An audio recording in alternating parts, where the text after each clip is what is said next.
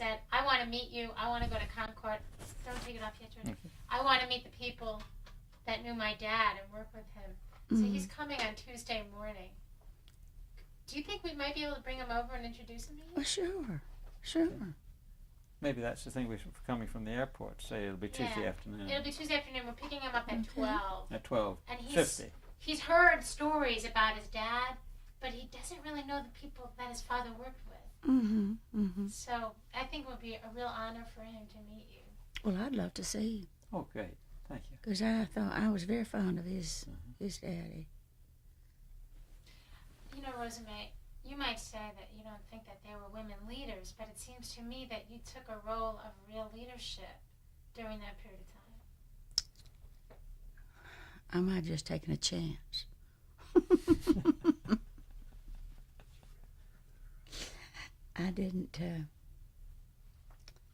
I really didn't do anything exciting. I was just there. Do what they tell me to do, and that's it. And write a few letters. And collect a few dues. I have one more question. Did you, I'm just trying to imagine it. You didn't have an office where you kept, well, you had a union hall. Yeah, but you didn't keep anything there. Why not? Huh? No, we wouldn't have trusted it. We would have thought maybe somebody would come in and burn the place up. No, I took the books home with me, and Mr. Chapman took the money home with him. He told me how much we got, and he would make up a receipt and take it to the bank. We kept it in the bank. Where did you keep your books? At my house. And that's a piece of furniture from my mother's house. And I kept my books in that in our dining room. Wasn't many of them anyway. You know, you got all your mail in a P.O. box, which so many secretaries of the locals did, as I'm seeing from going through these files. Could you tell me how you received your mail for the union?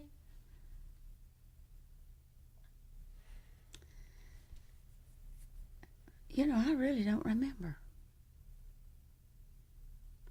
I don't know how we got our mail at the house. I guess we had a mailbox. Mr. Chapman, the man I'm talking about, we might have had a post office box at the post office in Belmont, and he would pick up the mail, I guess, because I really don't remember too much about any of it coming to my house. Would you trust to have union material come to your house? I would have. Wouldn't have mattered to me. I was not hiding anything. I think the thing that we're suggesting there is that so many of the thousands of these letters that were written to Roosevelt and Secretary of Labor Perkins and so forth, heart-rending letters about conditions. You read them, a lot of them, in Like a Family, they have a lot of them. And most of them ends with, I'm afraid to sign my name, I don't give my name, and that kind of thing. And here you were open. You think I was sort of crazy, don't you? Never dawned on me to be afraid or to be ashamed. You can answer that and tell them that we're not here. Okay, because I want to get that statement again. I don't want it ruined by the phone.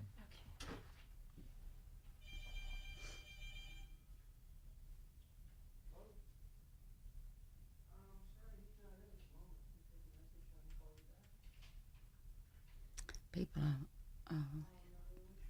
always calling, wanting to know. We got something real good, real hot. Going to pay a lot of dividends. Yeah. Just you're on the list. A little stop. Well, you know what I keep get calls and mails about?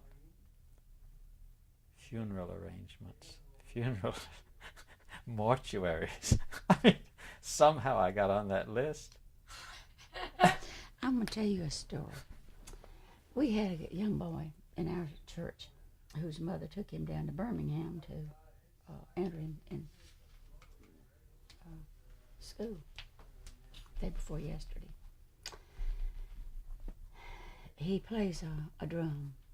He plays several instruments. Doesn't go. Put that back in the car. This is another story. This is No, and this is not for us. she said, Telling me how proud she feels. See if you could do it again. what was that? You said it never dawned on you to be ashamed. Okay. It never dawned on me to be ashamed or afraid. I just thought that whatever my daddy said was right. And the best of people were in the group. And what did I have afraid of? I was standing for something that represented people who needed help. And looking back on it, would you have changed what you did? No. I made a lot of friends that have been with me over the years from a way off that I would never have. I didn't lose any friends by belonging to this. I think I gained maybe some respect, maybe some hate, but I never saw it. Yeah, I'd do it again. If the need was the same as it was then, I would. Okay. Do we Great. need a tone? Okay. Okay, Just- we just need 30 seconds Okay. of the sound of the room for editing. Sounds weird, but and we're still rolling. This is room tone.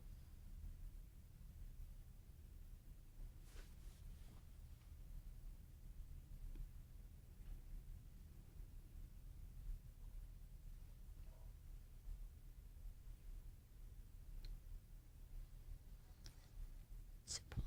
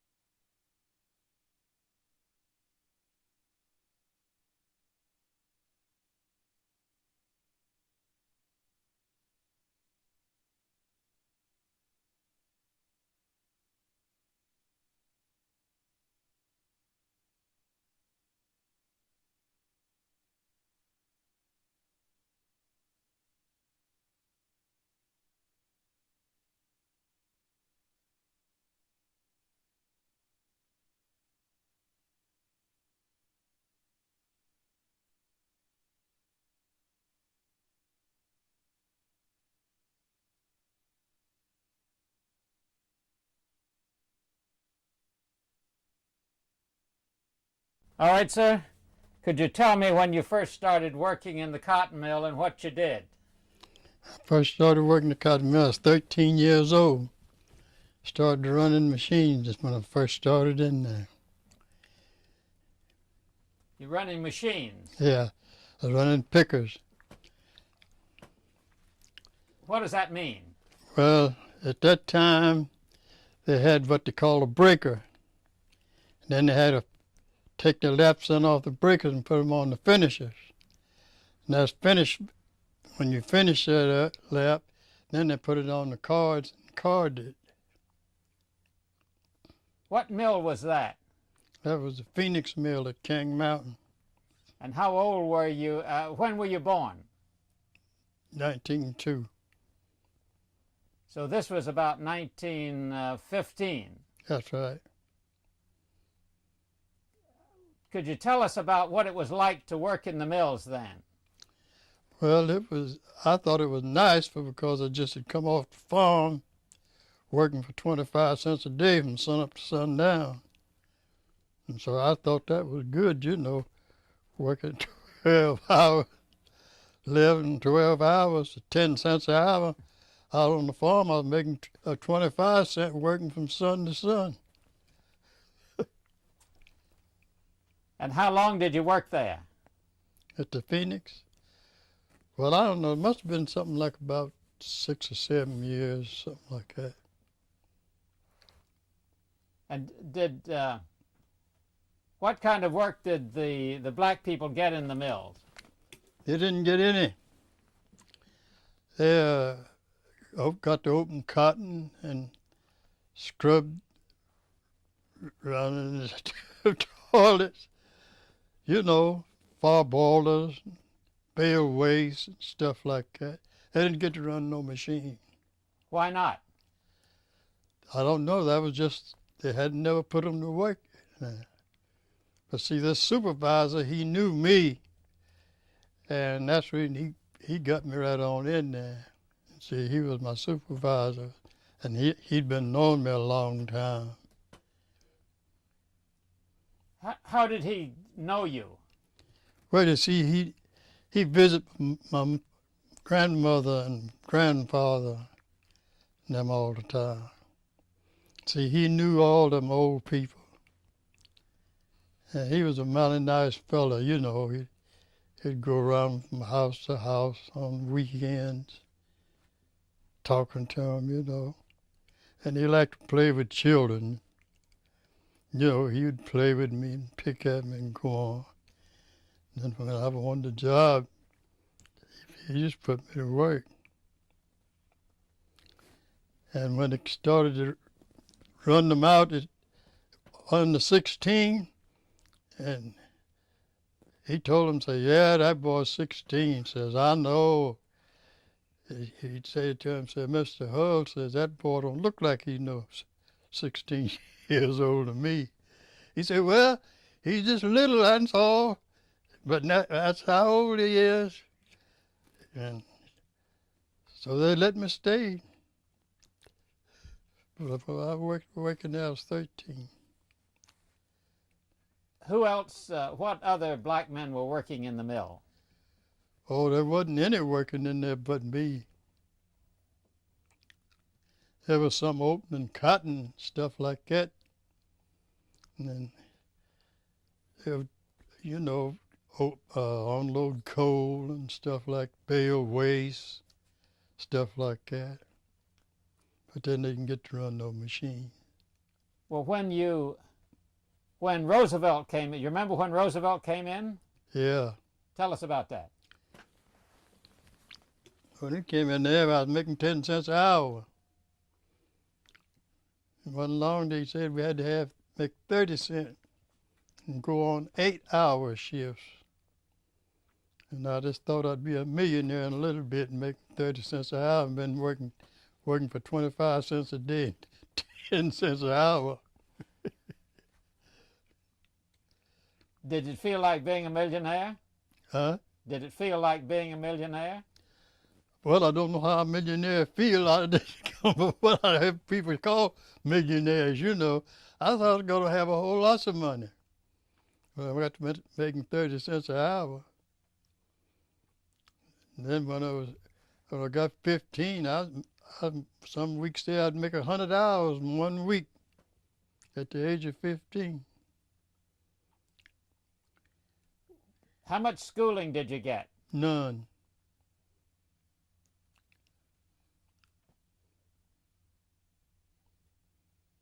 You never went to school? Well, I'd get to go the first day, and down there, this white fella, he said, that boy ain't gonna learn nothing in school. He can't make no money in school. Keep him, put him to work. So that's what they did. Kept me working. What did your folks say about that? What did they say about it? They thought it was right. See, they didn't have no education either. No, maybe you could explain what we've been doing and Okay. we've been going anyway. Well, one of the reasons I'm asking you these questions How's that? One of the reasons I'm asking you these questions is that we're making a movie about textiles in the early 30s and how people tried to stand up for their rights, Oh, yeah. form unions. Mm-hmm. Do you remember anything about unions in your Oh, factory? I reckon so. But I never did join it. And you take the mill that I was working at that time, they didn't know about, well, there was a few there, voted for it, but most of the people voted against it, and so they didn't get in. Do you know why they voted against it? Well, they didn't know the first that place. They didn't know nothing about it nohow. And then the supervisor and superintendent would tell them, that it wasn't no good and all like that. So they just wouldn't join. So far as my part concerned, I was happy the way I was doing and what I was getting paid to do. Did they ever ask you to join? Oh, yeah. Yeah. And I'd tell them if they wasn't satisfied, go somewhere else.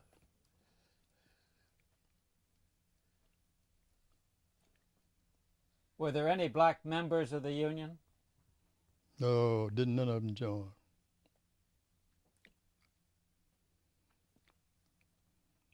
What happened during this, in 1934, there was this great big strike that all the mills closed down, including yours. Do you remember that? Oh, yeah. I used to take that mill shut down for 13 weeks. 13 weeks, didn't turn a wheel.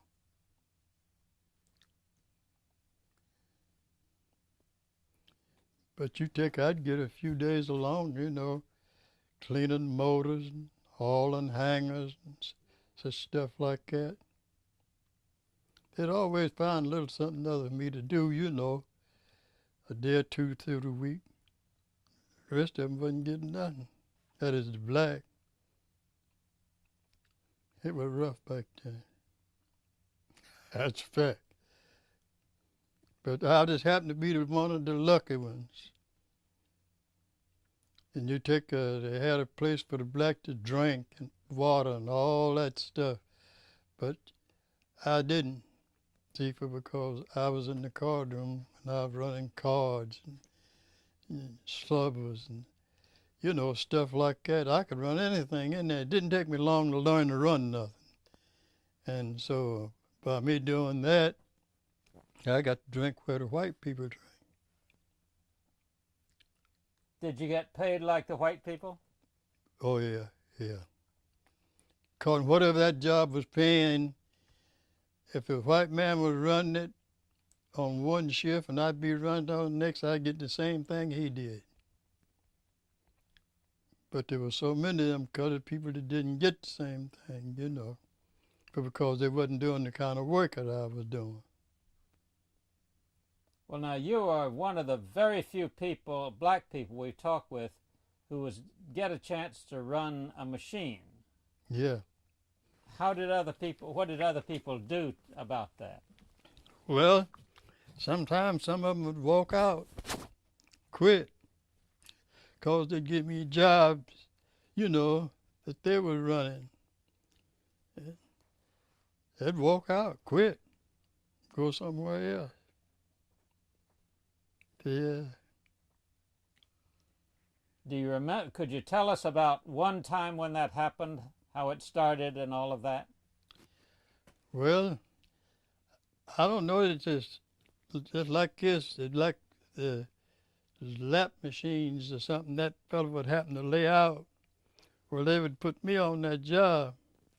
See, and then maybe the next night, fellows slubbers or drawing would be out. Or they'd put me on that job. But whenever they would go to coming back, well, they would be out of a job because I'd be on their job. I broke the color line everywhere I worked. And down at Warren Swagers, I broke the color line there. Never had been a colored man in a setup man there. Never did get the opportunity. But see, the man who was owning that machine shop at the time, he was raised on one side of the creek, and I was raised on the other side of the creek. And see, he just took me on in there. See, not by me being easy to learn to do different things. See, like when I was in the card room, if they'd go to close a card or something like that, they'd put me with the man to help him. Well, then if they go over to changing the speed, they'd give me the wrenches, and I'd help the other fella. So all my life I had been lucky about on jobs, run jobs that other black people never did get a chance to run. But when Warren Swagers bought out Costner, they told Costner they wasn't going to send but one man down there. And they did. They sent one man.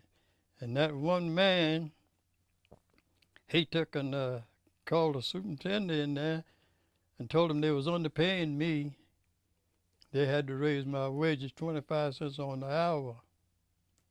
So they had to do it, And then a lot of them, then by me setting up these machines and things, well, a lot of them didn't like it, you see, because there never had been a black man done that.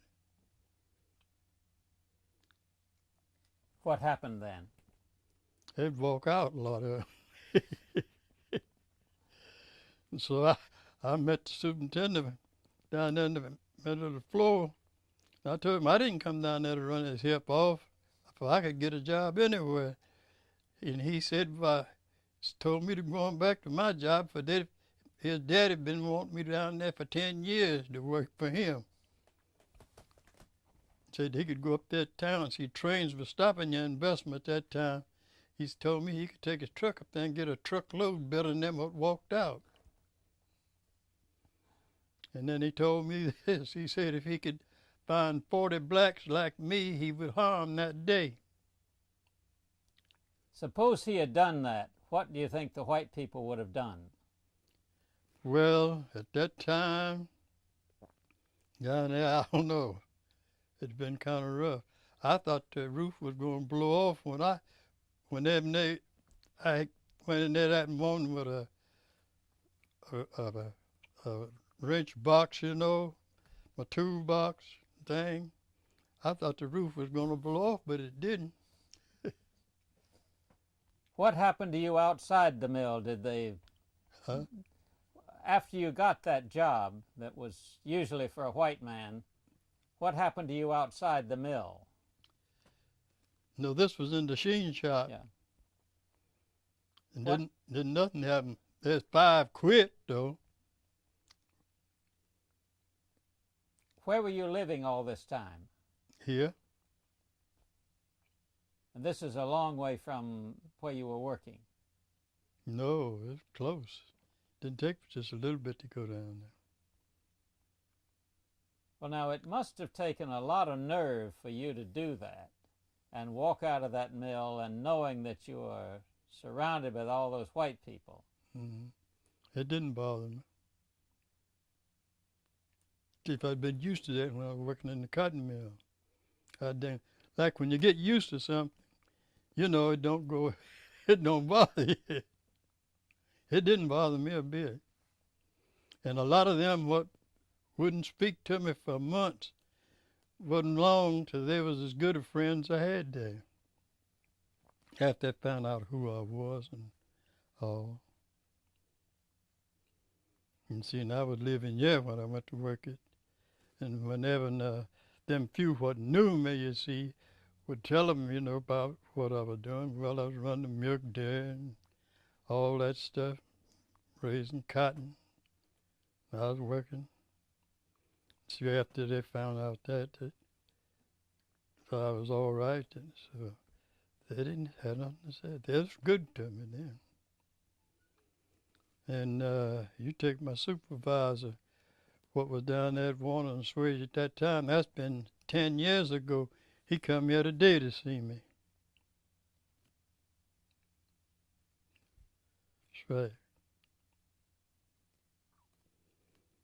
And you take, he said, now says, as soon as you get well enough, say, you come on, says, I might give you something to do.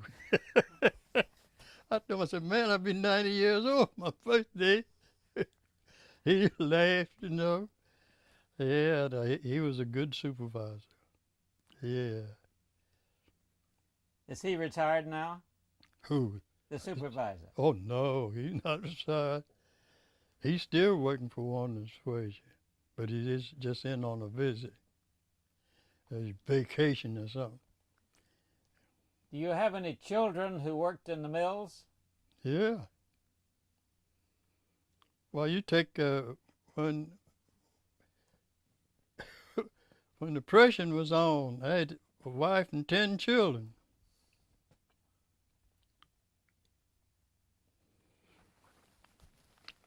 And this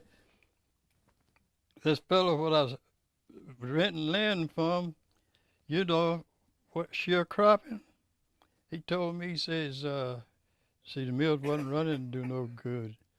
And he says, why don't you go down there, Gaston, and put in for that food and stuff that they was giving away. So he kept on asking me to go. So I went, and they said, well, they'd let me know in a week or two. In about 10 days, they sent for me to come down there. They said I was making more money than they was. Said I didn't need no fruit. See, I was raising my peanuts, popcorn, sweet potatoes, and turnips, and molasses, my wheat, my cornbread.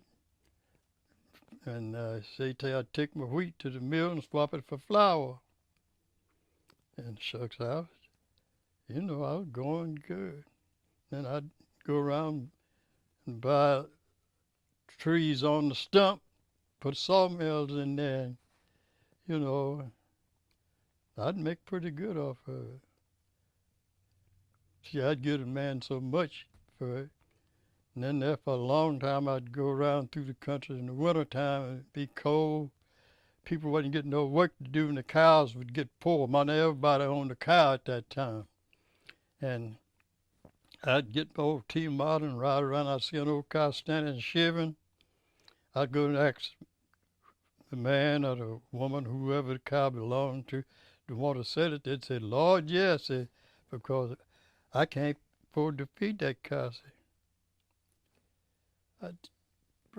I'd come on back home, then then the next morning I'd get up about 3 o'clock. Sometimes it'd take a long time to walk there, but I could walk at that time. I'd buy that cow, maybe give $15, $20 for it, bring it on home, and put it in the barn, and she didn't even get a foot on the ground outside no more. Till I fattened up, I'd sell at the store. Didn't have no meat inspectors at that time. See, I'd go in there and gauge a quarter at this store and a quarter at that. And that woman right there would fatten that cow in a month and a half so as I could sell her. And I'd get anywhere from 75 and 80, $90 out of the cow. They didn't give but 24. Did you sell produce around the mill? No. I'd sell it at the stores because see them people at the mill they couldn't buy. And you take a store wouldn't buy but a quarter, just 1/4. But because people didn't have enough money to buy the meat. They'd want it, but they couldn't buy it, but they didn't have the money enough to buy it. Do you feel you were lucky that you did not live in a mill village? Oh, you Lord, yeah. I sure do. Yeah. But I was lucky though. Never was fired off a job, never was laid off, nothing. Never did lose a job. Could you ask him to say, yeah, I was lucky not to live in a mill village and explain why? Well, we were asking about being lucky not to live in a mill village because we understand that if you lived in a mill village and you got in any trouble, you'd get evicted, you'd have to leave. Yeah, well, they wouldn't let you live there in the village, no how. And if they would, I could tell of places where they lived there. And but they had trouble staying there, And you take it King Mountain, they had 2 houses there one was for the farming and one was for the dray. And they'd have trouble with them small You know children. what? I mean, when you touch your shirt, you touch your microphone, and then it makes it hard for me to hear you talk. Oh, So I'm going to ask you, you could touch anywhere you want, just not right where your microphone is, okay? okay. I don't mean to make you uncomfortable. You just find another place to touch. Yeah. Okay, could you start that again, telling us about the mill village? Well, they'd have 2 houses, because back at that days they used mules and wagons, and but these black people had these mules and wagons and for parlors. It was pretty rough for them, man. So them little boys would throw rocks at them, and all. There wasn't nothing they could do about it. And then they'd have the outhouse built way off. You'd go in there, and the little boys would get up there and throw rocks against it. Wouldn't let you out. Supervisor would have to come down there and run them off so you could get out and come on back to your work.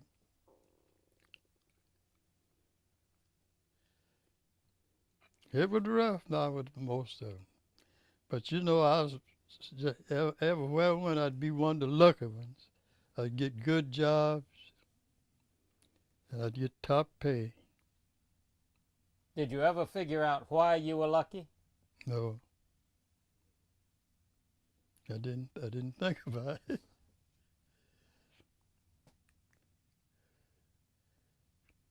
What happened to your children? They all married off.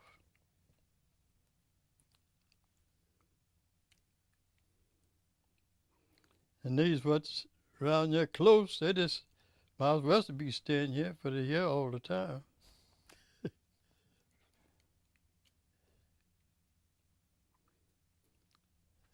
You take after I got out of the hospital, it seemed like I didn't have no good appetite.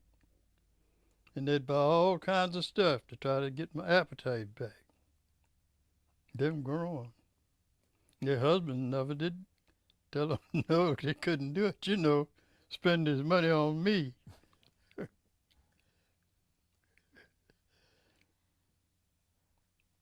Now, what did your father do? He was, back at that time, they called the jackleg carpenter. They called them jackleg carpenters at that time. What did that mean? You know, well, he could do good work, but it had to be kind of rough work, like barns and fixing doors in the houses and porches and such things like that. Did he ever work in the mill? No. Now, you left the mill about what year? Let's see, be 10 years. I didn't leave the mill. Oh, the cotton mill? Oh, I was 62 years old when I left the cotton mill, and that was, well, I was 62, and then I worked at the machine shop until I was 80. Now you can tell how many years that was. Well, if you left at 62, that means that you left about 1964, because you were born in 1902, didn't you? Yeah. Okay. Yeah. That was about the time when the federal government was saying that blacks had a right to have any job in the mill they were able to. Oh, yeah. Did you see that happen? Oh, yeah. And I saw them turned down, too. What do you mean by that? They wouldn't let them get the job, wouldn't give them the job.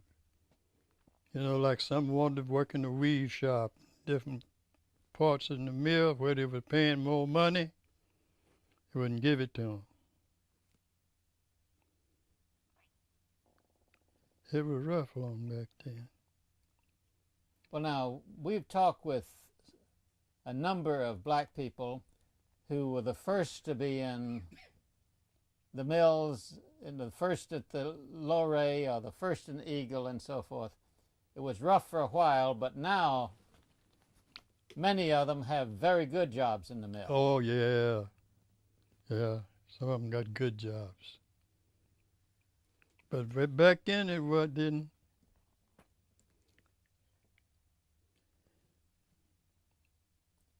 How do you feel about that change? About the change? Well, I tell you what, I've saw so many changes. I've saw a many change now, a many one. And I thinks about them sometime. I know when I was working on the farm, they'd all the white would go in and eat. They'd call the dog and feed him on the porch, bring me mine in a plate down to spring. If I had enough on there, I had enough. If I didn't, I didn't. There was no rest of tin there for me to get my water with when I was working on the farm.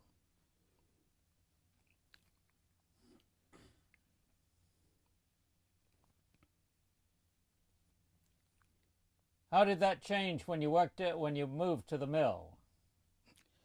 Well, it was a whole lot different. See, they didn't board you at the mill like they did on the give you nothing to eat like it did on the farm. But when I went to work in the mill, making that 10 cents an hour, I thought I was making money. $6 a week for 60 hours.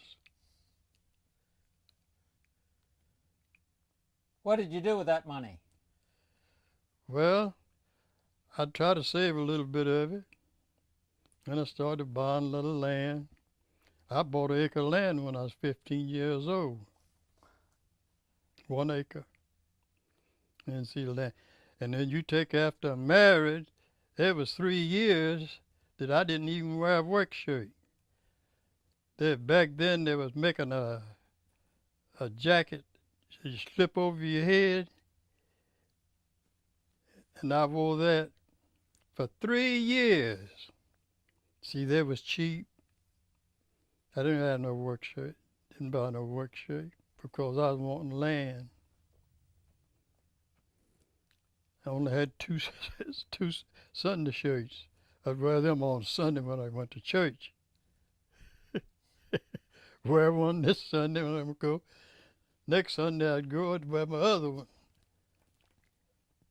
I didn't even have a work shirt for 3 solid years.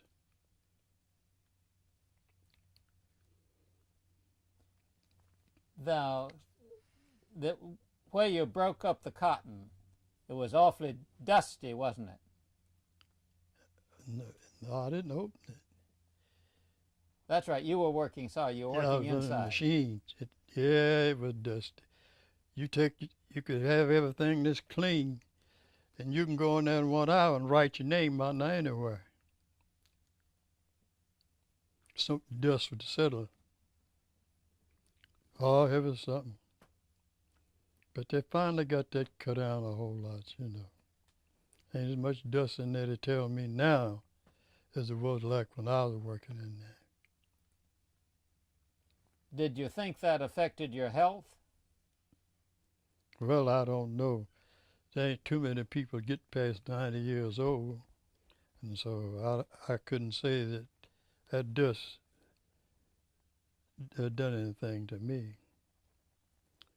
Because, see, if I could live to October the 13th, I'd be 90 years old, and there ain't too many people live past 90.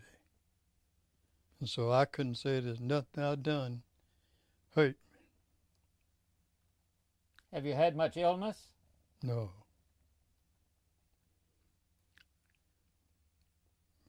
I've had more the last couple of years than I've had all my life put together.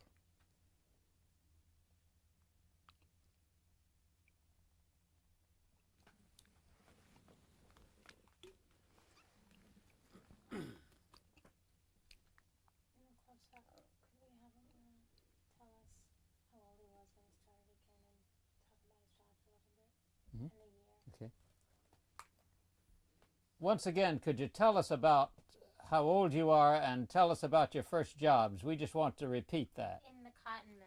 In the cotton mill. Well, I was at the Phoenix Mill when I was 13 years old. That's my first job. And it was just because the supervisor knew me from a little tot, you know.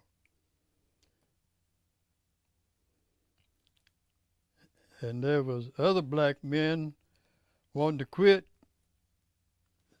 and they said that I wasn't nothing but a chap making more money than they was. And they asked them, could they do what I was doing? They said no. Well, I said that's the reason why. And how much did you make? 10 cents an hour. Worked 60 hours for $6.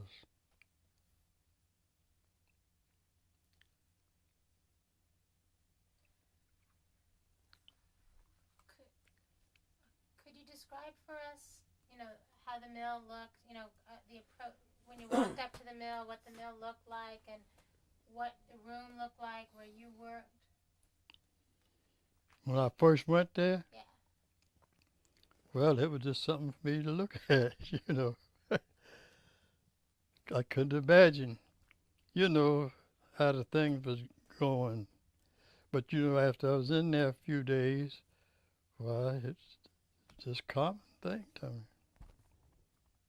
Oh, I was glad to get to work in there, because I'd been out there plowing a mule, sun up to sundown, 25 cents a day. Then go to work there, making 10 cents an hour. Man.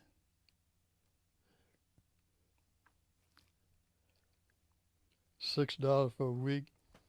Working out there on the farm, if you didn't work Saturday evening till 6 o'clock, you didn't get but $2.75. Could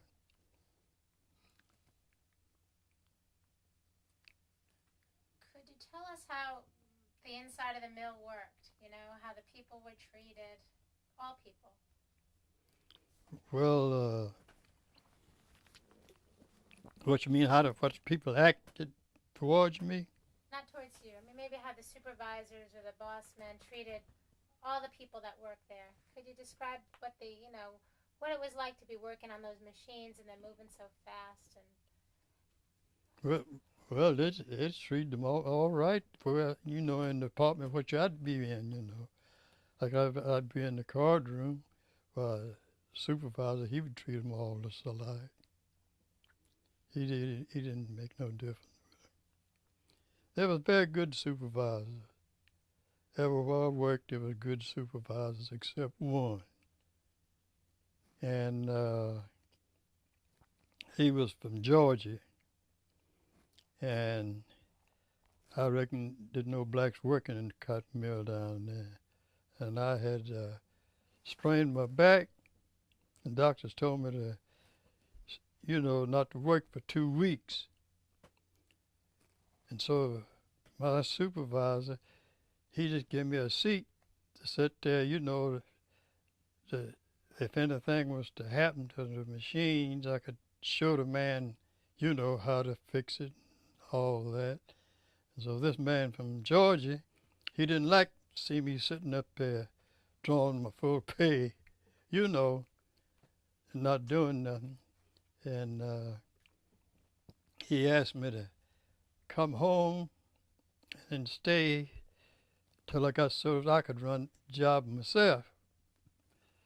And so I told him I wasn't on no welfare and I wasn't paying no house rent. He could he could take the job and go with it. And so I went on down there to the fellow what used to be the supervisor up there at the cotton mill. Got asked me to go down there to the sheen shop. So that Monday I went on down there. And I told the man that I wasn't able, to work. And he said, well, you can just pick up paper and Coca-Cola bottles and stuff till you get stout enough. He said, my daddy been wanting you down here for 10 years. And said, you just pick up bottles, paper, stuff like that. If you want to go sit down, go ahead. And when the doctor said you can go back to work, said we're going to give you a machine. So that's what they did. Well, there must have been something very special about you that caused you to have all this difference from other black people. I don't know. I can't tell you that. All I know, I was treated nice all the way. That's right. Never was fired off a job, never was laid off.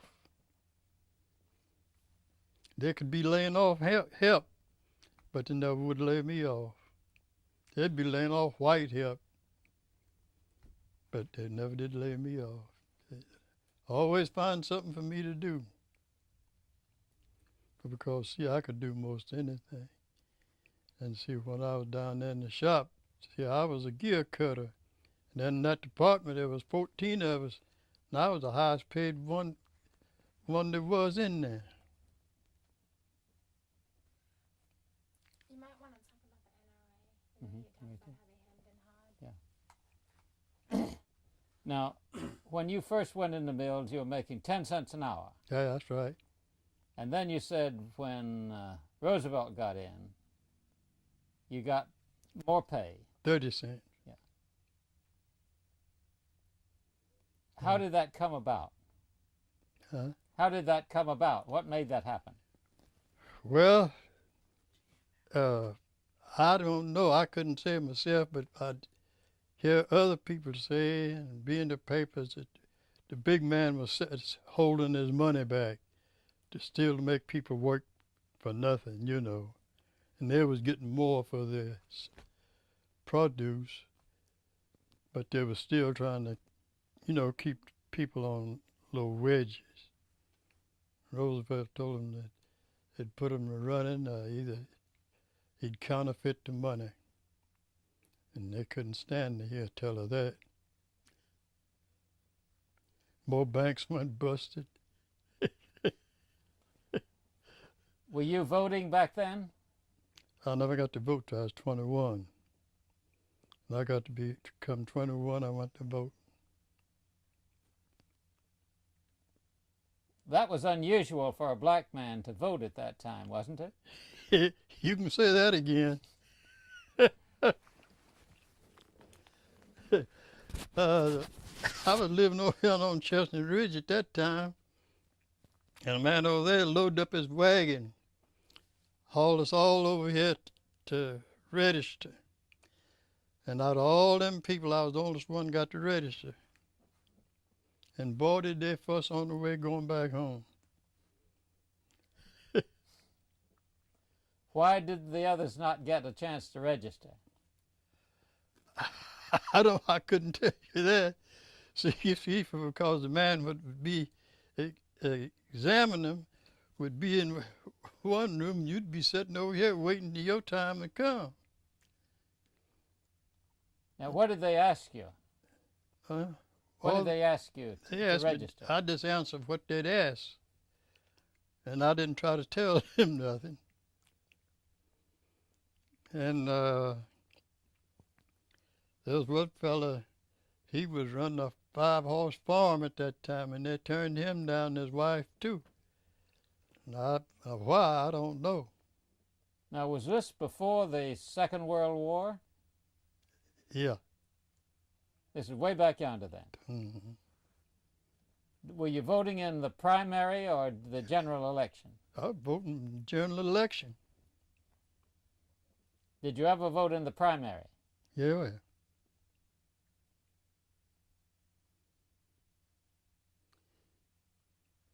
And see, a lot of them didn't like it because, a lot of the blacks didn't like it because I wasn't voting their way. How were you supposed to vote? How were you supposed to vote? I wasn't supposed to vote like they was. I see. Was the boss telling you how to vote? No.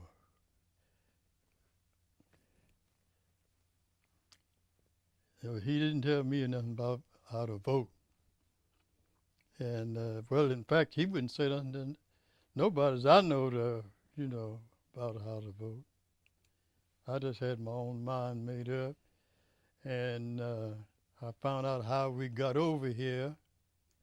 See, we was always in Africa, and how we was caught and brought over here, and at that time it was a Republican president. And said there was catch mules and stuff like that. Bring them over here and then put them up and sell them. So I just didn't feel like voting for that kind of a man. See, there was Republicans that was in when there was. Then when they brought the last load in New York, I found this out. The last load they brought to New York, they couldn't sell them because the South had done got all they could handle. And then they had to turn them loose in New York. That's the reason all the blacks in New York City got ahead of people in the South and other states, because when they got that load in up there in New York, they couldn't sell them. Didn't nobody want them. But everybody had plenty.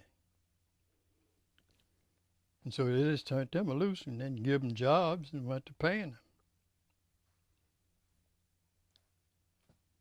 Did you ever know any people who had been in slavery? No. I never didn't know none that was slaves, but I heard them talk about. I heard her mother talk about how they did her when them Yanks come through and making them turn them loose, about them putting her down the flour barrel, keep them from seeing her. I heard her tell that. I've heard different ones, way back, tell different things, about how they would hide them, so when the Yanks come through, they wouldn't find them. They'd get to keep them, wouldn't turn them loose. I saw where her mother was raised at. I saw that place. Man, well, that place at that time would hold them men in there and Nowadays, it wouldn't hold a 9-year-old boy. But he could come out of there. But back then, he was afraid to come out. He could have got out of there if he wanted to or knew how.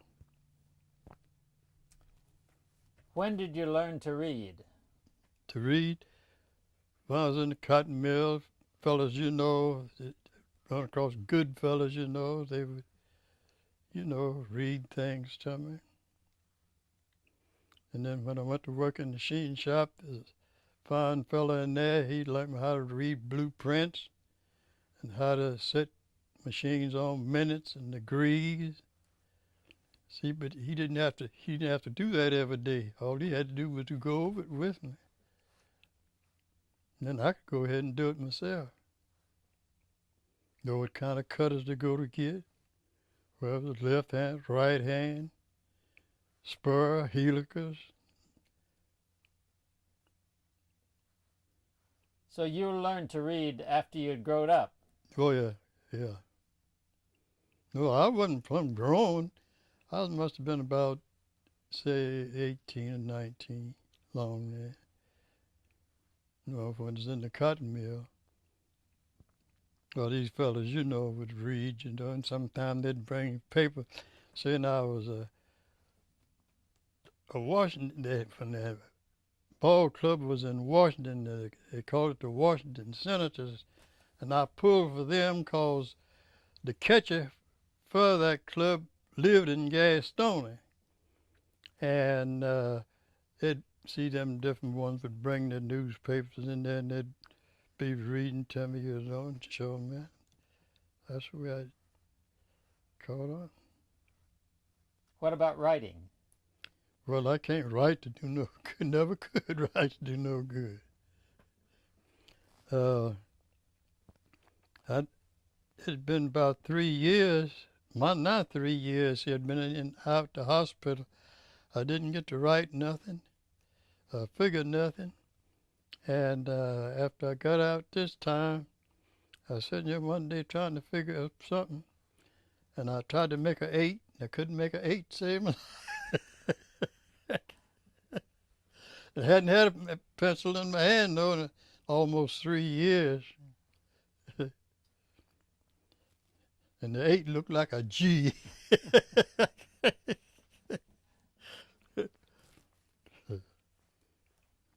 go back to Okay. 7A Okay. and explain why we're doing it and get his point of view. Well, now, one of the things we're doing is we're making a film about what happened in the early 30s when Roosevelt first got in. What happened? Yeah, Roosevelt.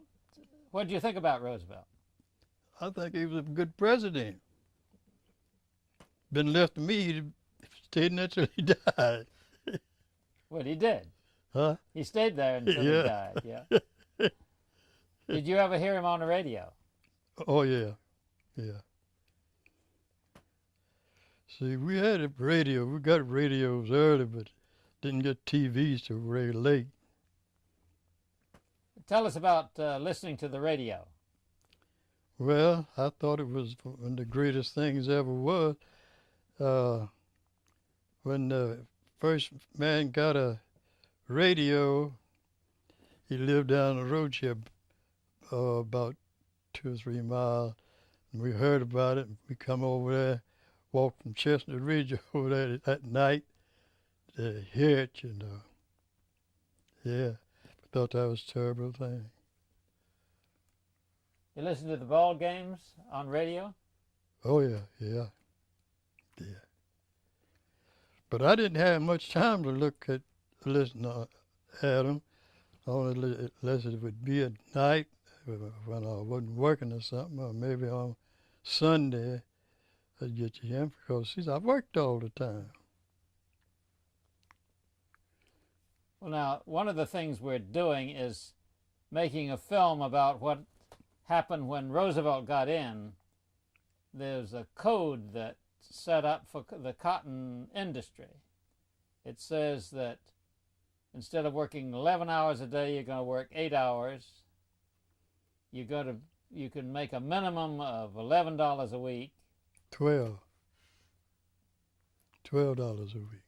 $12 a week. Yeah. Uh-huh. And boy, and I was the happiest soul there was.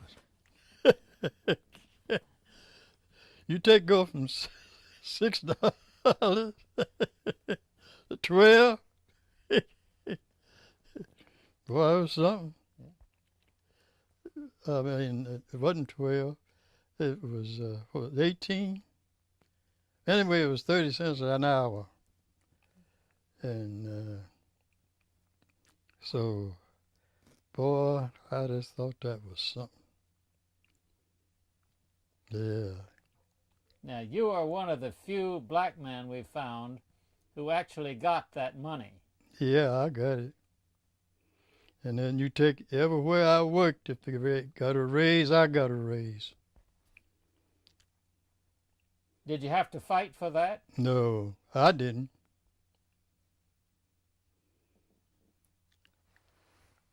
And you take when Warren and Swedger bought out Costness, that man, what they sent down there from Cleveland, he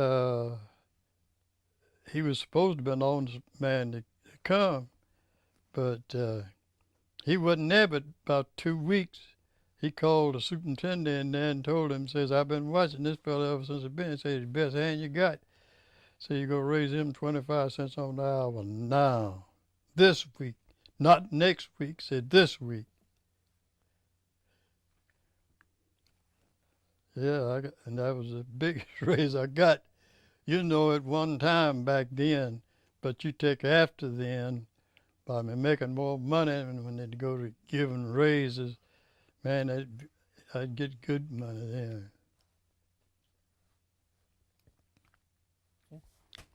The other day, you might want to ask him. Yeah. The other day, he said when they passed the Blue Eagle, he said that the mail kind of hemmed and hawed about having to pay everybody.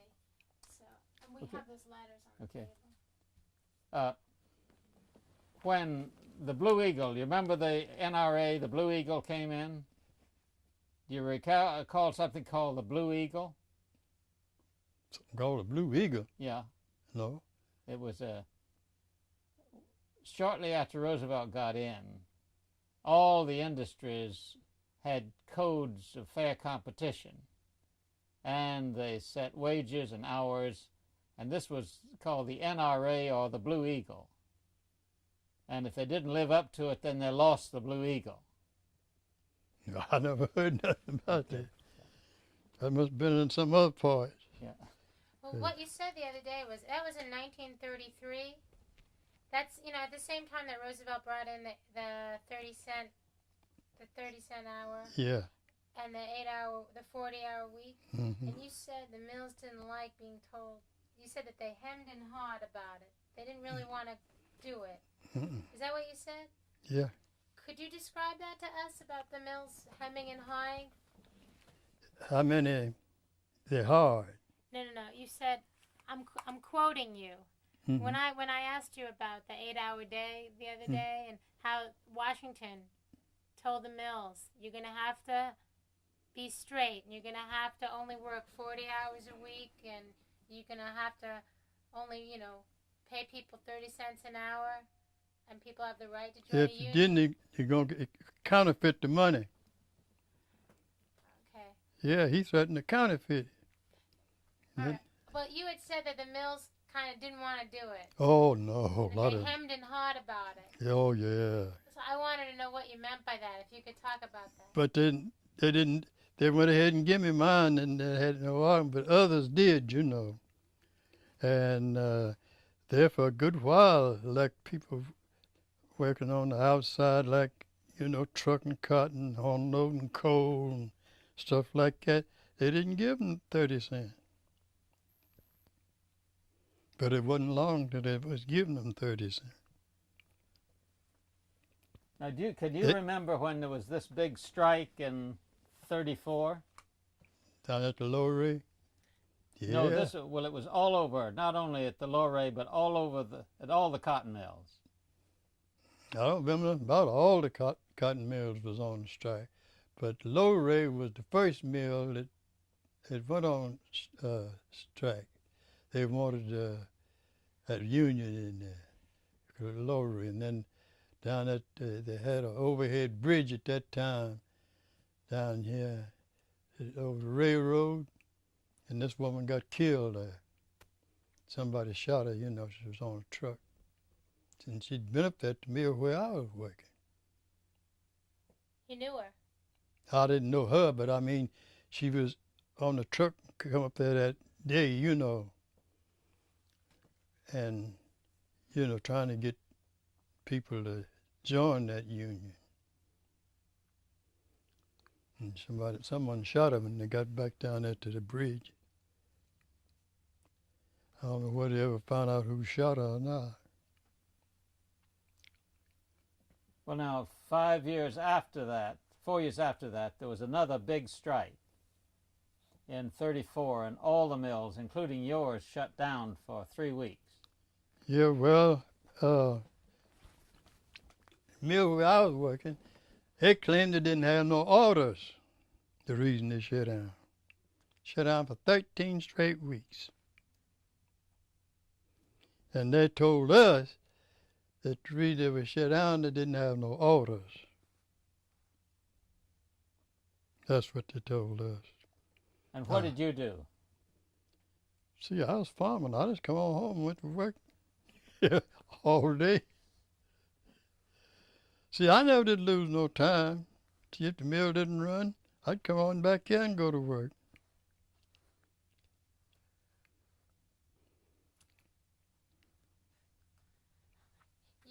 Seems like you were much better off than most of the cotton mill workers that only worked in the mill. Well, I don't know how the other person was, but I think I done pretty well for myself. Not to have no education.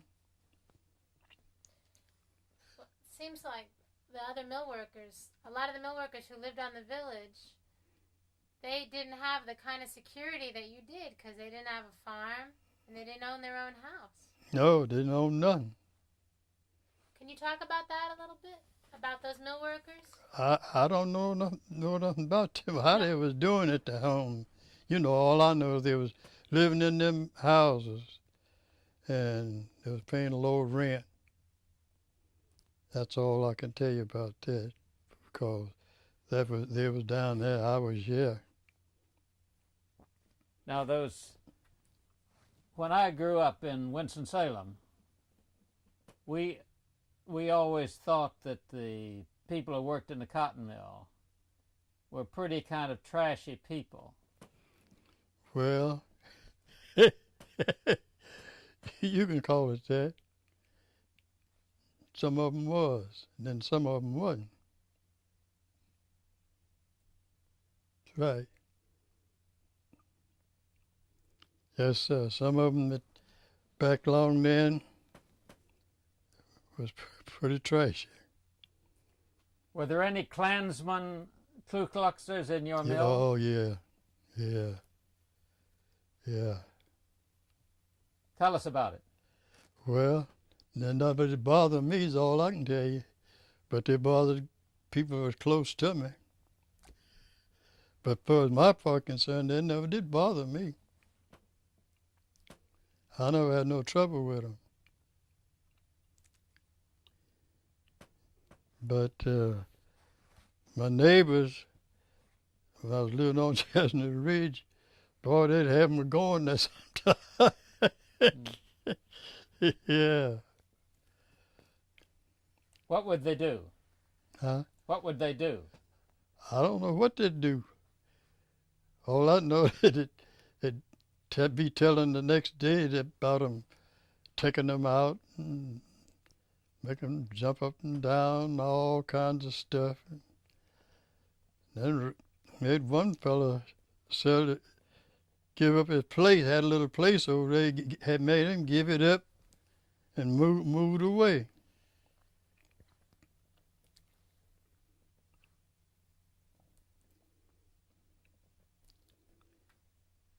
But see, they never did bother me. I can't tell. All I know is just what I hear them say about you know.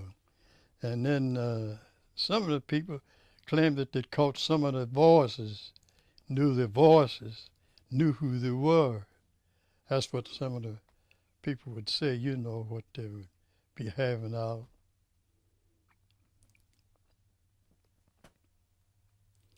We were talking with E.O. Friday. Do you know him? Who? E.O. Friday. He's a black fellow who started in the mills and when he was just a boy, and he ended up as a pretty well-off contractor. Yeah. In Gastonia. Mm-hmm. And he was talking about the Ku Kluxers, and he said there were some around, and that's why I asked. Yeah.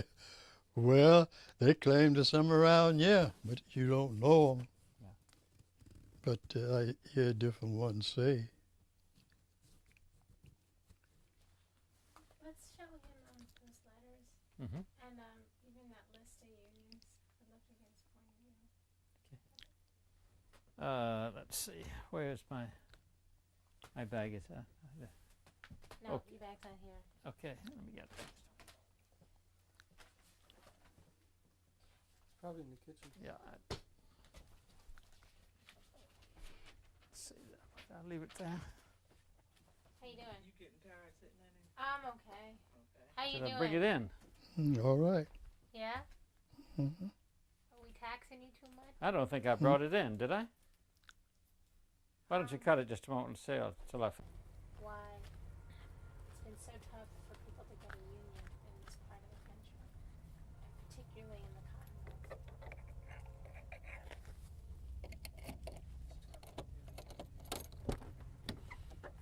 Figure that one out.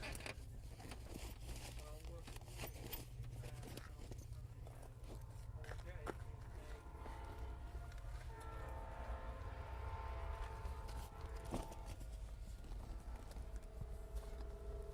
Did you try along with her?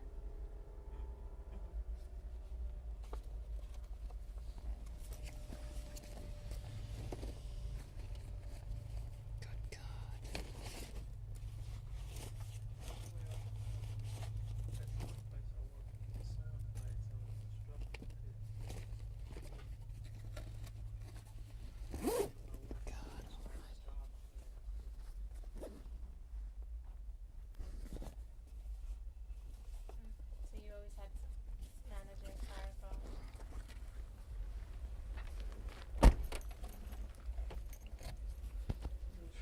Somebody's got a birthday card from the president. See that too? Yeah. That's a beautiful old clock.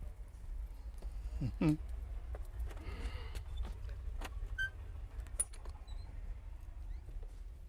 I'm gonna get from President Bush the little things that you owe me so much in taxes every year. Did you find I don't have them in here. which one? The letters? Yeah. I put them on that table. Where? Oh, here? Uh-huh. Okay, right.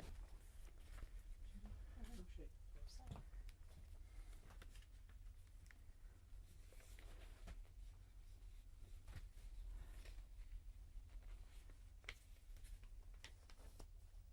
Did you know Bruce Graham? He's a black man who worked at the Eagle for a long, long, long, long time. No, I didn't know him. Well, What town was that? He was in. he lives out on Route 3, Gastonia. I didn't know him. Uh, I didn't know many people like Gastonia. No. I see. Well, he wrote this letter to Washington in January the 5th, 1934, and he's protesting the fact that he wasn't getting the pay he ought to. He said, "I'm an inside employee. I'm required to work more than 40 hours a week. I operate 3 machines, a waste feeder, a waste beater, and an opener, and am paid less than 30 cents per hour. So my employer is due me extra compensation from July the 17th, 1933, up to the present date, which is January the 4th, 1934. And he signed his name here. And he said, and they said, "May we use your name?" And he says, "Yes." Now that took a lot of courage. Yeah.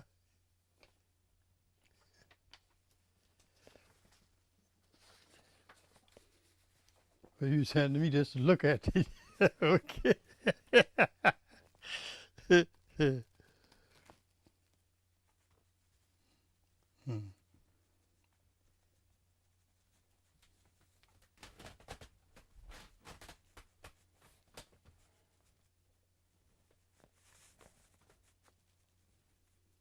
Well, I know about all these machines. Here's another letter we have from Greensboro, Georgia. It says, "Dear Sir," it's written to Washington. "On January the 2nd, 7 men were fired from the Mary Lewis cotton mill of this city. These men have been working at the factory from 2 to 14 years and were fired without any reason. The factory recently put in new machinery, which of course reduced the number of men." And then he says that colored were working inside and 12 operated machines and 2 cleaned, but they were replaced with white men. And they again signed saying 14 colored men. Yeah. Well, I never was replaced by no white. But I have got a lot of white men's jobs. That's exactly what we wanted to get, because it didn't always work this way. Yeah. You understand why they wrote those letters. That was in that period, 1933, 34, when they were supposed to, everyone was supposed to be treated equally under the 30-cent hour rate. And but what do you think about the fact that they wrote these letters in defense of the fact that they weren't being treated that way? Yeah.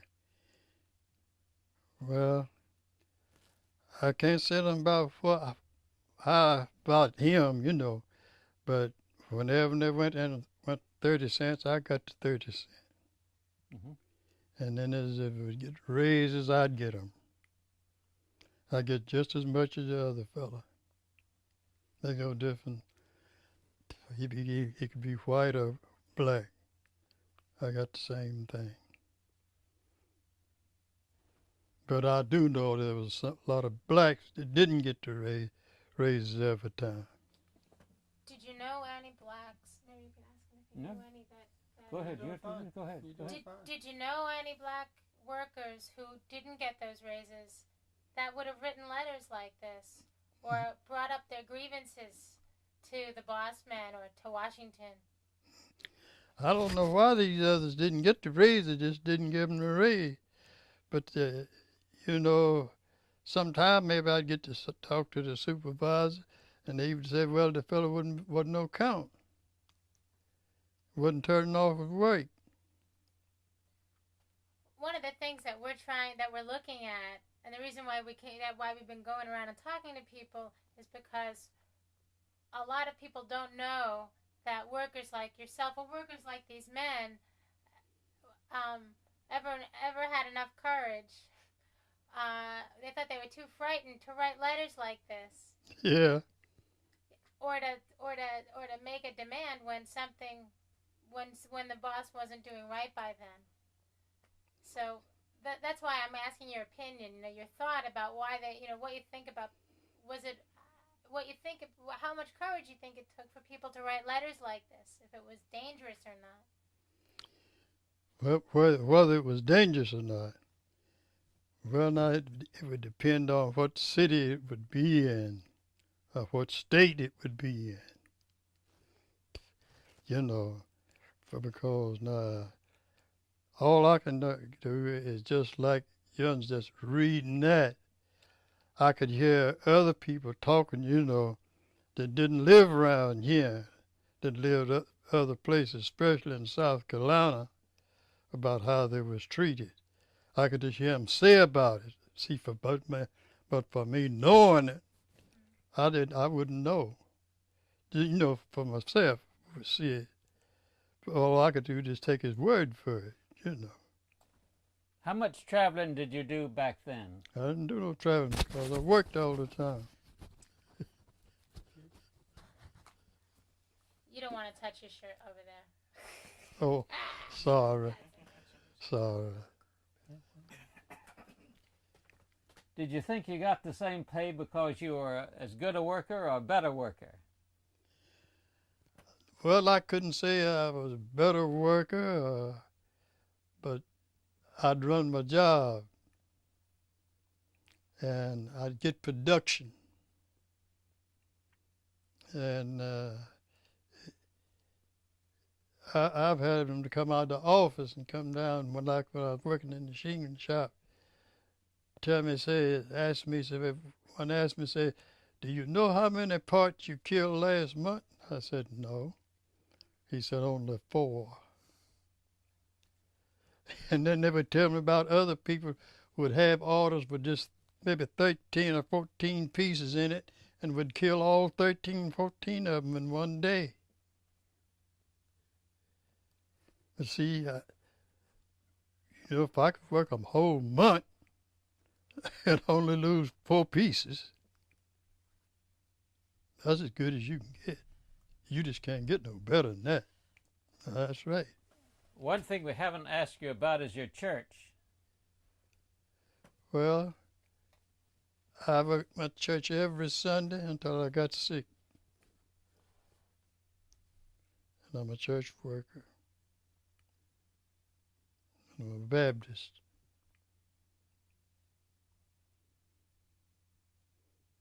And I raised my children to go to church.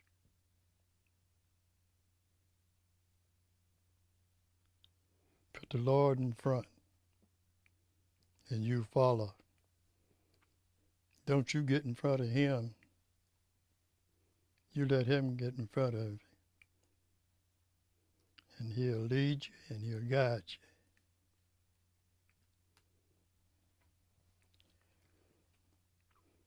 And if you serve him, you won't even suffer. Said he would open the windows and doors of heaven and pour out the many blessings upon you. And I feel like I'm one of them.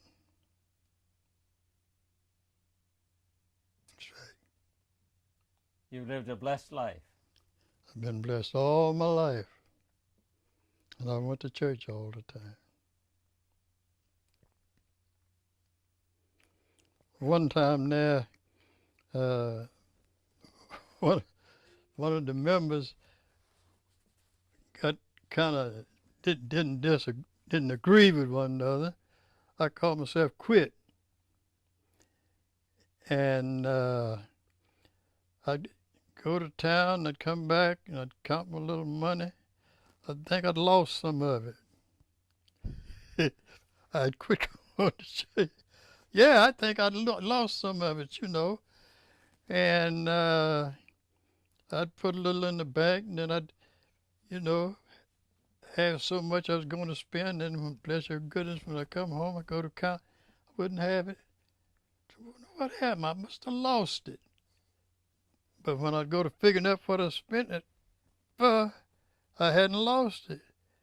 But I wasn't doing no good because I quit, and I went to going back to the church and doing the thing that was right.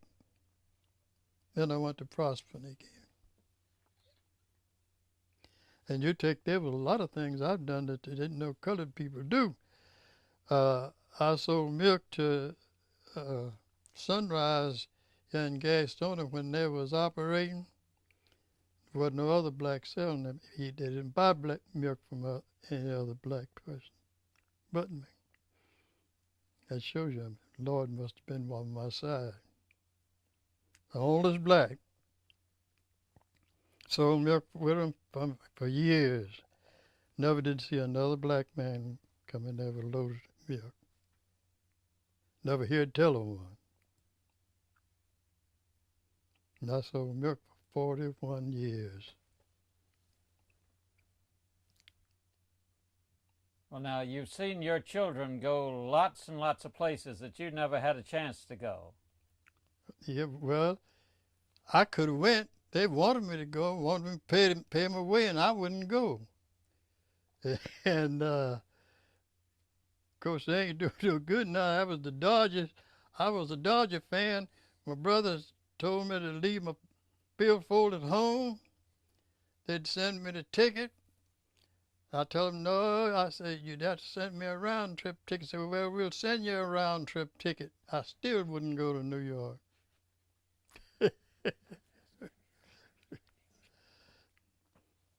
Now you take that woman over there though, now boy, she'd ride the planes. Yeah, she'd go everywhere. Everywhere she got a chance to go, she'd go. But I wouldn't. And you take the children that beg me about going different places. I wouldn't go. Did you ever follow any of the what they call the Negro Baseball League, the Huh? Homestead Grays or the Georgia Crackers? Huh? Did you ever follow any of the Negro baseball teams Oh yeah, I'd go. You mean go to 'em? or root for them? Yeah. Oh yeah, yeah. Man, I was a Dodger team for years. Sink or swim. I'd vote for. I'd be pulling for them. Well, then when Milwaukee moved from Milwaukee down here to Atlanta, I went to pulling for Atlanta because that was close at home, and I'd go down there on weekends to see them play. I was down there once when Hank Aaron was playing, and they played till the ninth inning, the last half of the ninth, and Hank Aaron come up to the bat and hit a home run. I tell you, I felt like I was on top of the world. See, because I was pulling for Atlanta to win. See, that's close to home. Mm-hmm. I remember I saw him in one of his last league games before he went up to play for Milwaukee. Huh? I watched him play his last minor league game before he went up to Milwaukee. I don't know. No, yeah, I used to watch him down in Jacksonville for the old Jacksonville Braves. Before they took him up to Milwaukee, he used to punch him out 350, 400 feet, right over, bounce off the sewer covers in the middle of Myrtle Avenue. Yeah, but I didn't know nothing about him until he went to, playing with Milwaukee. I didn't know nothing about him beforehand. He had strong arms. Oh, yeah. You know what, they used to tell him he was batting wrong. He had his wrists wrong. Yeah. Now, if he's 755 home runs and he's doing it wrong, I want to see what happens when he does it right. Yeah. Of course, the Dodgers ain't doing no good this year. They're on the bottom. I'm still a Dodger fan in I Atlanta. want him back in Brooklyn. Huh? Take the Dodgers back to Brooklyn. Well, I'm Atlanta and a Dodger. Both of them. Well, ask him about Stretch Out and the Beetle Man. You want to wait for the train? Like it's gone, isn't it? Is the train gone? It's still there. I can hear It it. goes to the lithium plant. It goes to the lithium plant. It changed track. It was that turned on out on the porch. No, we're talking about the train. Hmm? We're talking about the train. It goes up. Tell us about how they speeded it up and who did that. Well, they put different gears on, and then you take like at this part, they would be what they call a second hand. Well, they would always send me with him to help to speed them up. You'd have to change gears on them, to speed them up. And then sometimes they'd want to cut them down. And when jobs like that come open, they'd send me to help them, That's where I got, where that I could do machine work. Did they have special engineers or Beetle men or experts to do that kind of work? Yeah, he'd have to know what he was doing. Clock Man, he called it. Yeah. Could you tell us about the clock man? Clock? he'd be hiding somewhere. And like if you, Who'd be hiding? this clock man, he'd be working for the company. He'd hide and watch you. And like if you catch up, say, 5 minutes out of an hour, they'd figure some way to get you working that 5 minutes that you, man, they worked you in the cotton mill. For a long time now. Yes, sir, they had clock men. They'd clock you. And then, like, you would be running a certain job, and this other man come on the next shift and would make more production than you. They'd be getting on you because you wasn't getting to production. And a lot of people lost their job. A lot of people just can't do the same. He can do the same kind of work, but can't do it as fast. You know, they can't work their hands as fast. Was that used as a way to get rid of older workers, you think? Older workers. No, it didn't make no difference about the age if you could do the work. There was plenty of young people couldn't even do the work. They'd have to let them go. Well, that person what was slow on hand and fingers, see, your fingers got to work for you in the cotton mill. Well, if you couldn't work them, you'd have to get you a job somewhere else where you wouldn't have to be working your fingers so fast. Now, a lot of that work was done by women, wasn't it? Yeah, oh yeah, yeah. Were there black women in the? No, not way back then. It wasn't. 33 and 34, it wasn't that. But now you take nowadays, it works most anywhere in there, they tell me. But see, I stayed in the shing shop till I was 80, and so I done lost sight of the cotton mills. You want to try the pictures? Sure. Actually, ask him how people react. If he could talk about the stretch out in his own shop at Okay. that time. Well, when that second man, the clock man, moved around, what did people think? What did they say? Well, they wouldn't think nothing because he'd just be walking around, you know, just unconcerned, just like he was looking for something.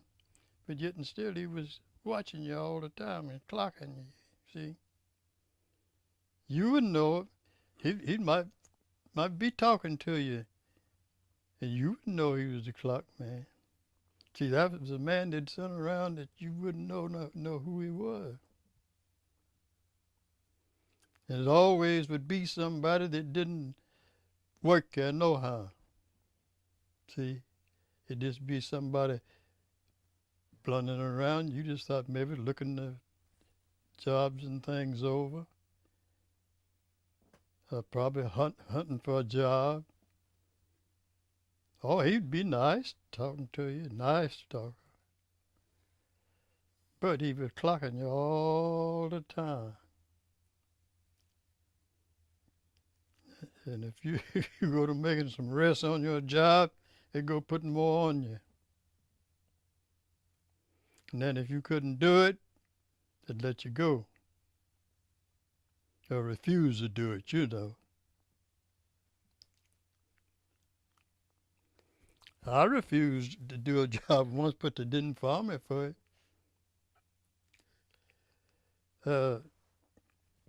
Me and a white fellow was stripping cards, and this white fellow had been carrying the toppings out. They wanted me to carry the toppings out. I wouldn't do it. They didn't fire me neither. They put it back on him.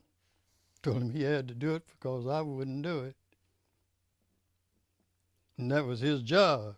See, even they're trying to put part of his job on me, you see. That was all this time that happened. And way afterwards, he got to laughing about it. Way after he got to laughing about it, said, "I was trying to get that off on you." And said it didn't work. Yeah, he laughed about it. Well, now you were in there almost alone, almost the only black man in that whole Oh yeah, mill. yeah. That must have been a pretty lonely business. No, it was all right. There'd be other blacks working outside and around, rough work as you called it. No, it didn't bother me a bit. But just like I tell you, I was just happened to be one of them lucky ones to get out to good jobs all the time, and I'd get promoted to higher jobs. You want to show them the picture? You know, a lot of people were upset about that stretch out. And around that time, that was in the 30s, right? Yeah, When they were speeding up like that? yeah. So, because of that, and also because President Roosevelt said that people were allowed to organize into unions, Mm. all over North Carolina, people were organizing into local unions in 1933 and 34. And we have a list, and it even says Bessemer City on there. These are all the local unions that were organized, and part of what we're doing is trying to figure out how they did that. Take a look at that. Well,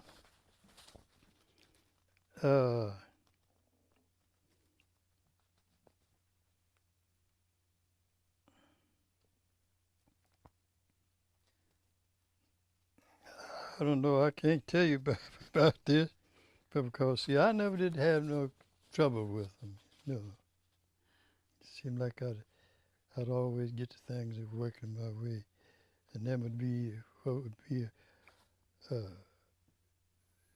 dissatisfied. They would be the ones that be always getting in trouble. But I never did get no trouble with none. Around the same period of time, that's when they. I'm just trying to pick at your memory a little bit to see if you remember when they was trying to organize unions and pass out leaflets in the mill, and you might have, because you were inside, you might have heard more about it than a worker that was outside. No, they wouldn't say nothing much to me. Just ask me about joining, and I'd tell them. I said, "Well, is you not satisfied?" "No." I said, "Well, go someplace else then." I said, "I'm satisfied with mine. Satisfied with my pay." And see, that would be the end of it. And I wasn't bothered much, because they knew that if anybody got a raise, I'd get one. They knew that.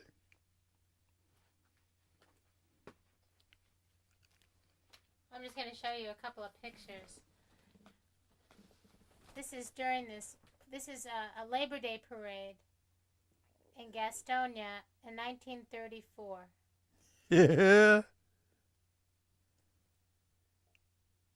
Well, sir.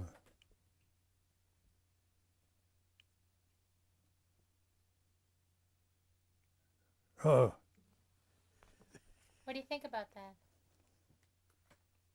that's something. Here's another picture. All those workers had organized themselves into local unions, and they were marching on Labor Day.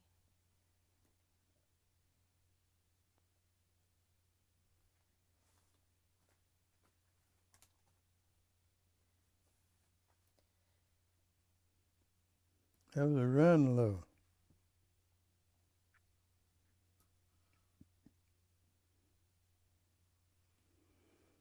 Well, I never was in none of them things. So we've been going around town talking to people that were involved in that, getting their memories. Well, have you saw anybody that was in this mob? We have. Oh, But Well, sir. we haven't found any blacks who were in the Union. They were all whites. Yeah.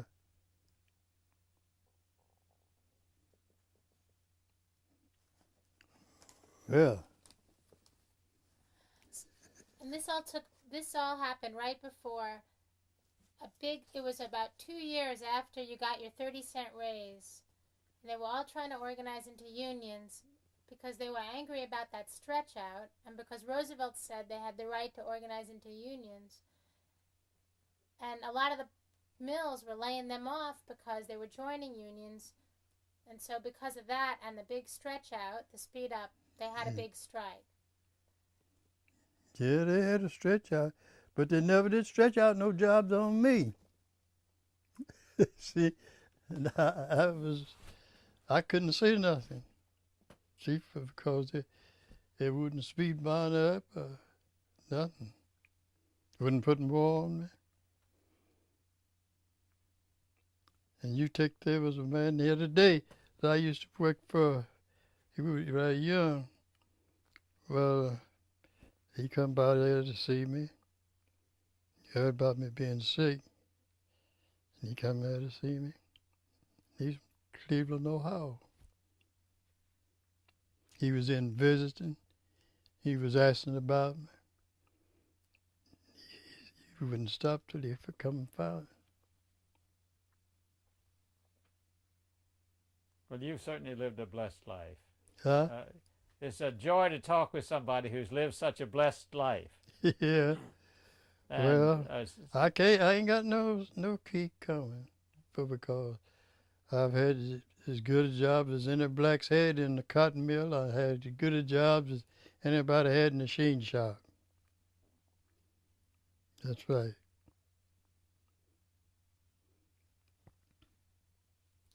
well, we certainly appreciate you talking to us. Yeah. And Jamie, if we could boost the light in here a little bit, both Judy and I want to get some stills. Okay. I just want Do you have any questions for your dad? I know that this is a good opportunity if you wanted to record anything special. No, not this time. We're gonna get him to talk about things, about Wouldn't you tell you about how hard I made him work? About how hard you worked him? Yeah. I want to thank you all after 90 years. I lost mine after 20. Well, you know what would be pretty interesting would be to get his schedule, because your dad worked a long day, didn't he? Tell us about a typical day for you when you did the cotton mill and the fields. When you get up, when you go to the mill, all of that. Oh, well, you see, I'd work different shifts, and when I wouldn't be,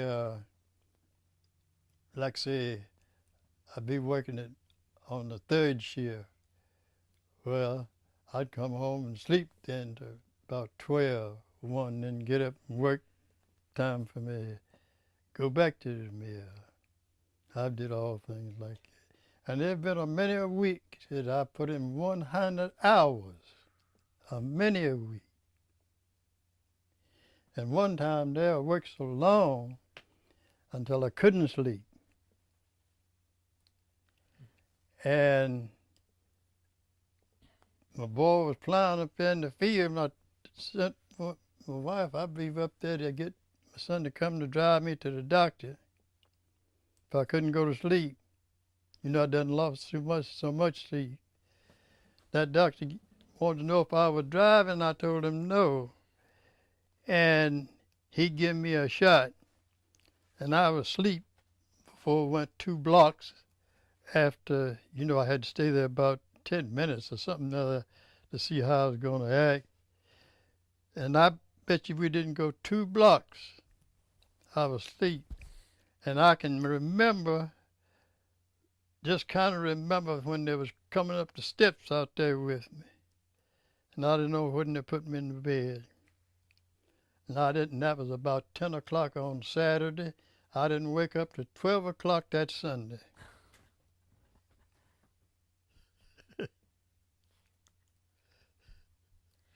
Can you tell us a little bit about working on Sundays when no one else was in the mill and you'd go in and Yeah, I'd go in and work, but they soon cut that out. Cut that out about, about this one man working in there by himself. Like if something was to happen, something was to fall on him or something, there wouldn't be nobody there to help him. They soon cut that out. But I have worked in there when nobody was in there but just me. Be oiling hangers and steps on uh, speeders and slubbers, things like that. Be doing jobs like that. Cleaned out motors. well, But they soon put a stop to that. They said it was too dangerous for one man to be working in a place like that by himself. There always had to be 2 or 3 or 4 men. where'd your family come from and how'd they get to this area? Hmm? How long has your family been living in this area of Gaston County? My family, all their life, been much here.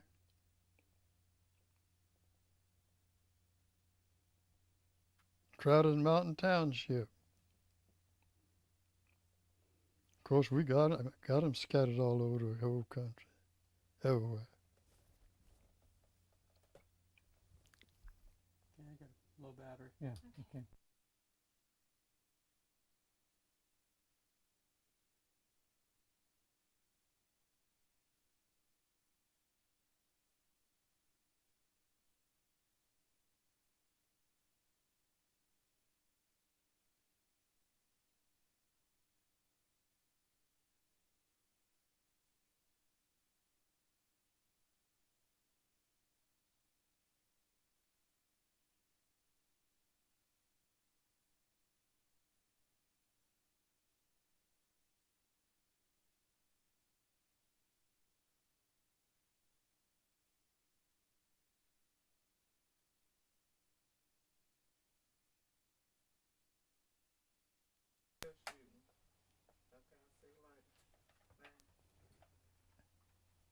When you're ready, Jamie.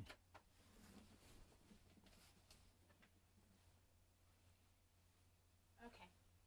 Could you tell us how that picture got made? Well, I went to Gaston and had it made. Well, I caught the train up here and it cost a dime to go to Gaston, and a dime back. I done forgot what it cost me. Well, it was a whole lot at that time, but it wasn't much money. But it was a lot at that time. How old were you? 16 and a half years old. Do you know why you had it made? Oh, I just wanted to have it made. I didn't have no reason. And what were you doing at the time? You're wearing a suit here, Huh? beautiful haircut.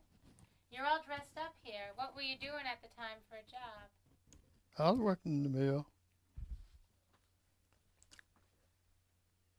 Okay, Jamie.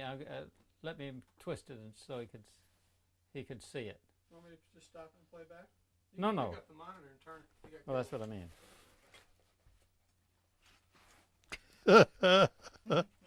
Well, I declare. Ain't that a handsome double? Go on into it, Jamie. Just I know. Well, I'll be done. Yeah, my dad's been asking me to fill him in on all the haircuts he's been seeing. Boy, I was a go-getter back in them days. You could get him a job, take over Donnie Simpson's job. Did you go by yourself to take this picture? Mm-hmm. Yeah. Okay, we better go. Okay. Well,